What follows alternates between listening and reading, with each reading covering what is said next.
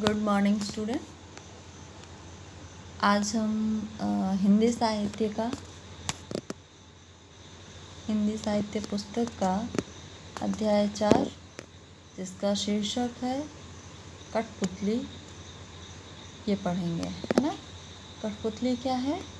एक कविता है। इस कविता की रचना किसने की है? इस कविता की रचना किसके द्वारा की गई है? भवानी प्रसाद मिश्र के द्वारा। तो बच्चों, हम भवानी प्रसाद मिश्र के बारे में भी पढ़ेंगे। भवानी प्रसाद मिश्र क्या हैं? हिंदी के विख्यात कवि और हिंदी साहित्य के बहुत ही बड़े लेखक भी हैं, है ना। तो आज हम इनकी एक कविता उन कविताओं में से एक कविता है भवानी प्रसाद मिश्र की। बहुत सारी कविताएं हैं, उनमें से यह एक कविता कठपुतली है। कठपुतली किसे कहते हैं? कठपुतली एक प्रकार की मानव निर्मित क्या है? मानव के द्वारा निर्मित एक खिलौना है ना, जो कि हम मनुष्य द्वारा ही इसका क्या करते हैं? इसका प्रयोग करते हैं किसमें? मनोरंजन के लिए। लोगों का मनोरंजन करने के लिए इसका प्रयोग करते हैं। इसके द्वारा हम अभिनय करवाते हैं और यह एक प्रकार की लोक कला है। हमारे देश की एक लोक कला है ये, है ना। बहुत ही फेमस है और ये राजस्थान में काफ़ी देखने, राजस्थान जो राज्य है भारत का, है ना, जहाँ ये लोक कला है, भारत के हर कोने में मिलेगा, लेकिन राजस्थान में आप लोगों को बहुत ज़्यादा देखने को मिलेगा। कोई रिसोर्ट हो या फिर कोई घूमने की जगह, है ना, वहाँ पे जाएंगे तो ज़रूर आपको ये कठपुतली देखने को मिलेगा। आप लोग कहीं भी मेले में भी जाएंगे तो आपको ये देखने को मिलेगा, ठीक है। तो ये बहुत ही सुंदर और बहुत ही मन को लुभाने वाला, है ना, लुभाने वाली ये कला है।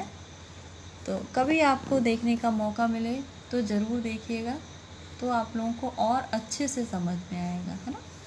तो इसमें क्या है, इस कविता में भवानी प्रसाद मिश्र है, वो क्या कहना चाहते हैं? वो कठपुतली की मनोदशा बताना चाहते हैं। उनका कहना है, भवानी प्रसाद मिश्र जी का कहना है कि जो कठपुतली है वो चाहती है कि इन धागों को तोड़ दिया जाए और हमें हमारी पाँव पे छोड़ दिया जाए। हमें आप ना नचाएं। हम खुद स्वयं स्वतंत्र होना चाहते हैं और हम अपनी मर्जी से जीना चाहते हैं। हम जो चाहें वो करना चाहते हैं। ऐसा कठपुतली सोचती है और कहती है। किसके माध्यम से? भवानी प्रसाद मिश्र जी ऐसा बता रहे हैं इस कविता के माध्यम से, ठीक है। तो बच्चों, हम शुरू करते हैं ये कविता कठपुतली। हाँ, तो कठपुतली गुस्से से उबली। हाँ, तो कठपुतली क्या है? गुस्से में लाल है और बहुत ही गुस्से से उबली, मतलब बहुत ही गुस्से में है। और क्या बोली?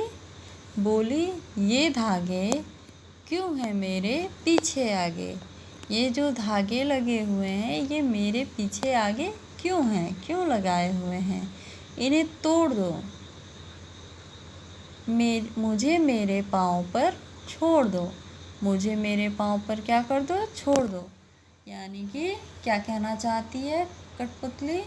एक जो कठपुतली है वो अपने इन धागों से बहुत दुखी है, परेशान है। वो नहीं चाहती कि मुझे इन धागों के द्वारा अभिनय करवाया जाए, मुझे इन धागों के अनुसार चलना पड़े, है ना। तो वो कहना चाहती है कि क्यों है ये धागे मेरे पीछे आगे? ये मेरे पीछे आगे क्यों लगाए गए हैं? इन्हें तोड़ दो। इन्हें तोड़ दो मतलब कि इन्हें तोड़ दिया जाए, जिससे मैं मेरे पाँव पे आराम से अपने अनुसार मैं जो चाहूँ वैसे नृत्य करूं, अभिनय करूं, है ना। मैं वैसे रहना चाहती हूँ। कैसे?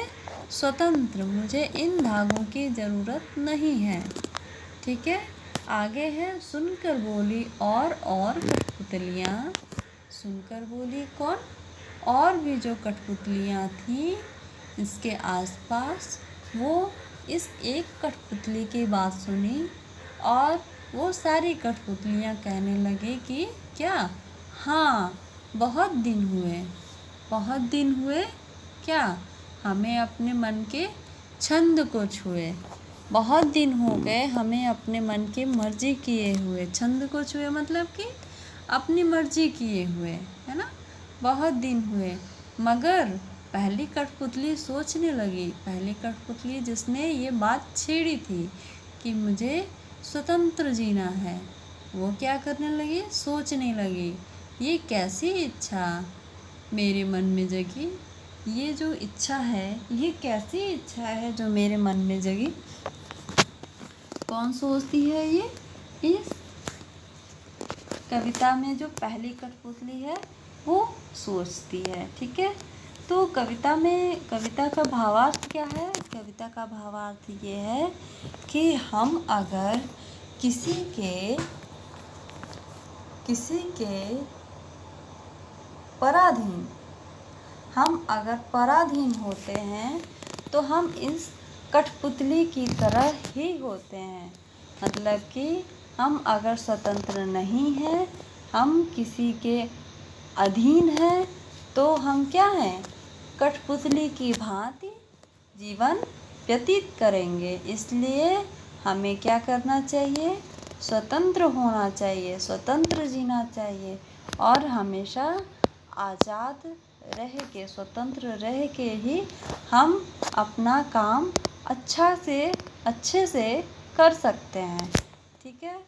तो यहाँ पे कठपुतली कविता के माध्यम से कवि ये बताना चाहते हैं बच्चों, ये आप लोगों के लिए है, क्योंकि कविता के माध्यम से कवि का मानना है, कहना है कि जब हम किसी को, है ना, किसी को भी अपने अधीन रखेंगे तो हम उस पर अपना हुक्म चलाएंगे। मतलब कि हम जो कहेंगे वो उसे करना ही होगा, है ना। या फिर अगर आप किसी के अधीन हैं तो आपको कोई लालच देकर कि आप मेरा ये काम कर दें तो मैं आपका मतलब कि ये लालच देना एक तरह से ये होता है कि आपसे कोई काम करवाने के बदले आपका कुछ अलग काम करना, है ना, ये लालच देना होता है। जैसे कि आपको कोई ऐसा काम हो जो आपसे नहीं हो रहा हो, या फिर कुछ प्रॉब्लम हो, कोई दुविधा हो, तो उसके लिए हम किसी की हेल्प लेते हैं, किसी की सहायता लेते हैं। तो हम सिर्फ घर के लोगों से सहायता ले सकते हैं। हम किसी बाहरी जिन्हें हम नहीं जानते उनसे हमें कोई सहायता नहीं लेनी चाहिए, क्योंकि अगर हम उसकी सहायता लेते हैं तो वो आगे चलकर वो हमें क्या कर सकता है? कठपुतली बना सकता है। क्योंकि वो कहेगा इंसान कि मैंने आपका ये काम किया है तो तुम्हें मेरा ये काम करना पड़ेगा। तो उसके अगर आप अधीन हो गए तो क्या हो गए? एक कठपुतली की भांति हो गए, है ना। कठपुतली की तरह हो गए तो क्या होगा? वो आपसे जो काम कहेगा वो आपको करना पड़ेगा, है ना। तो ऐसा आपको कभी भी नहीं करना है, किसी भी लालच में आकर, है ना, कभी नहीं करना है ऐसा काम जिससे आपको कठपुतली की भांति जीवन जीना पड़े, है ना।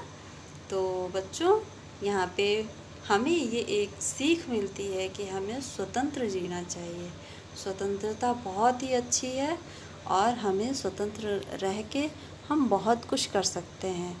स्वतंत्र रहने का मतलब है कि हम अपनी इच्छा, यहाँ पे देखिए बच्चों कविता के बारे में यहाँ पे नीचे सारांश भी लिखा हुआ है ना।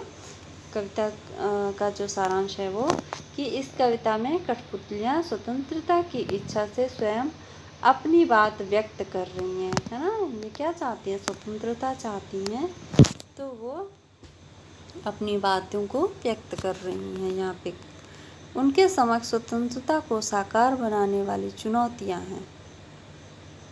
धागे में बंधी हुई कठपुतलियाँ पराधीन है, क्या है, दूसरे के अधीन है। जिस प्रकार उन धागों को हिलाया डुलाया जाएगा वैसे ही ये इनका अभिनय होगा, है ना। तो इन्हें दूसरों के इशारे पर नाचने से दुख होता है। ये स्वयं की मर्जी से नहीं नाच सकती, ये दूसरों के इशारे पे नाचना पड़ता है इन्हें। दुख से बाहर निकलने के लिए एक कठपुतली विद्रोह कर देती है, जो कि पहली कठपुतली होती है, वो विद्रोह कर देती है। वह अपने पाँव पर खड़ी होना चाहती है। उसकी बात सभी कठपुतलियों को अच्छी लगती है, तो वो सब उसके साथ तैयार हो जाती है ना। वो सब चाहती हैं कि वो क्या हो, स्वतंत्र हो। स्वतंत्र रहना कौन नहीं चाहता, है ना।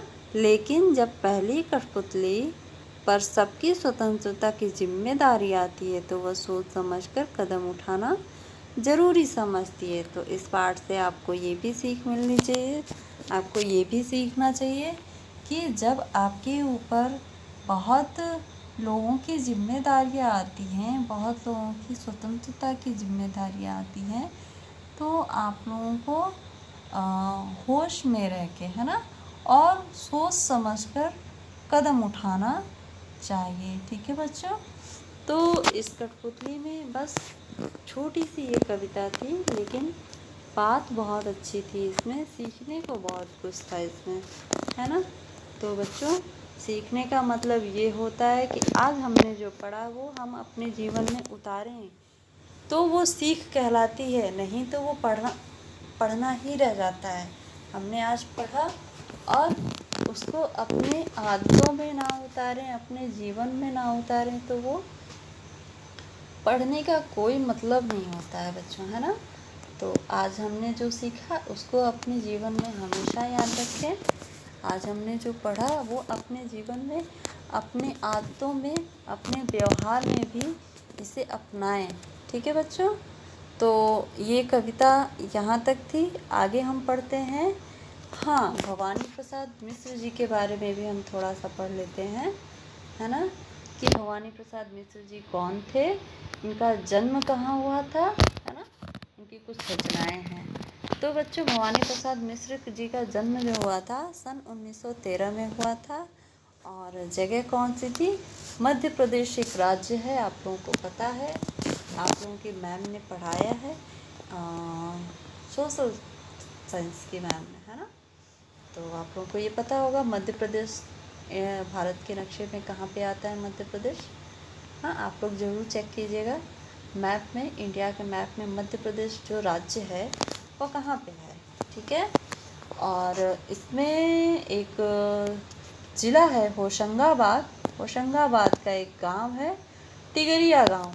टिगरिया गांव में इनका क्या हुआ था, जन्म हुआ था। और इनकी रचनाएं कौन कौन सी थी, प्रमुख रचनाएं थी सतपुड़ा के जंगल, ये काफ़ी बहुत ही प्रसिद्ध रचना है इनकी, एक सन्नाटा और सतपुड़ा के जंगल बहुत ही प्रसिद्ध रचना है, सुप्रसिद्ध रचना है, काफ़ी फेमस और बहुत ही सुंदर कविता है ना। सन्नाटा है, गीत फरोश, चकित है दुख, बुनी हुई रस्सी, खुशबू के शिलालेख, अनाम तुम आते हो, इदम नमम, है ना। ये इनकी रचनाएं हैं। और प्रभु इनको सम्मान से, कौन कौन से सम्मान से भी नवाजा गया है, कौन कौन से सम्मान है, साहित्य अकादमी सम्मान पुरस्कार भी दिया गया है मध्य प्रदेश जो राज्य का है, शासन का शिखर सम्मान मध्य प्रदेश राज्य का, है ना, मध्य प्रदेश शासन का शिखर सम्मान, इस सम्मान से भी इन्हें नवाजा गया है। दिल्ली प्रशासन का गालिब पुरस्कार एवं पद्मश्री से अलंकृत किया गया है इन्हें। तो बच्चों, ये है भवानी प्रसाद मिश्र की का जीवन परिचय और इनकी मृत्यु हुई थी 1985 में। तो बच्चों आप लोगों को मुझे बताना है, आप लोग मुझे बताएंगे कि ये कितने साल के थे, कितने कितने वर्ष की उम्र में, कितने वर्ष के थे जब इनकी मृत्यु हो गई, है ना। कितने कितने वर्ष तक ये जीवित रहे हैं, ये बताना है आप लोगों को, ठीक है। तो 1913 से लेके 1985 तक इनका जीवन काल रहा है, ठीक है बच्चों। तो आज की क्लास यहाँ पे हम समाप्त करते हैं। मिलते हैं अगली क्लास में नए पाठ के साथ, नए अध्याय के साथ, ठीक है। और बच्चों अगला जो पाठ होगा हमारा वो व्याकरण निकुंज से होगा। तो हम अगला पाठ व्याकरण का पढ़ेंगे, है ना। व्याकरण निकुंज का अगला पाठ पढ़ेंगे। नेक्स्ट पाठ उसमें मेरे ख्याल से होगा, दूसरा पाठ होगा या फिर तीसरा पाठ आप लोगों का होगा, देखेंगे हम अगली क्लास में, है ना। और फिलहाल इतना ही, मिलते हैं। आप लोग सेफ रहें, सुरक्षित रहें और अपना ध्यान रखें। बाय बाय बच्चों।